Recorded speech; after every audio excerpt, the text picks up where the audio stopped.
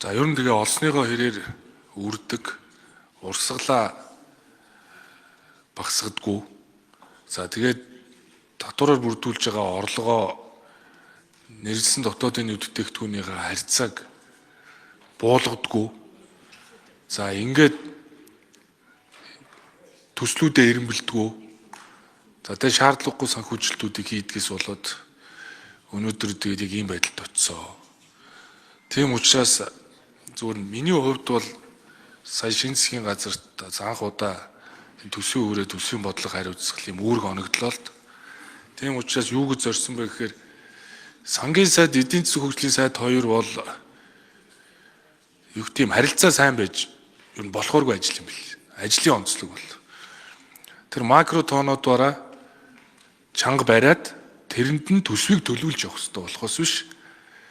Сангийн сайд, эдийн засгийн хөгжлийн сайд хоёр бол хэд найзан дундаа орвол нөгөө GDP-г нь хоос нэмдэг, орлогыг нь хэд их өндөр тавиад тэгээд нөгөө гаргаж байгаа экспортын бүтээгдэхүүнүүдийнхаа үнийг нэмээд тэгээд тэндээ нэг баахан юм шингээх гэж дайрсаар байгаад ингээд будаа бол.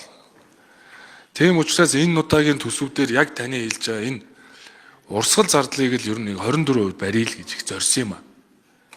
Урсгал зардлыг ингээ 24% барьчихаар цаашаа бол энэ усыг эдийн засаг өөрөө ирүүлж байна. Жишээ нь өмнө жил бол бараг 26.6% байсан шүү дээ урсгал. Одоо бол ингээ 24 байхгүй. 28 онд 22 орох гэсэн.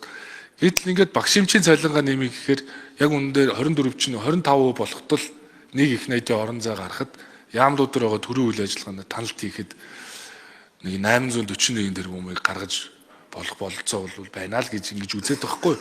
Тэгэхээр нөгөө эдийн засгийнхаа яаж цаашаа эрүүл болох вэ гэдгийг харъя гэж зориул урсгалаа бариад орлого зарлагаа бууруулаад тэгэл тэр нэрлсэн дотоодын бүтээгдэхүүн тэнцвэржүүлсэн орлогоо явуул.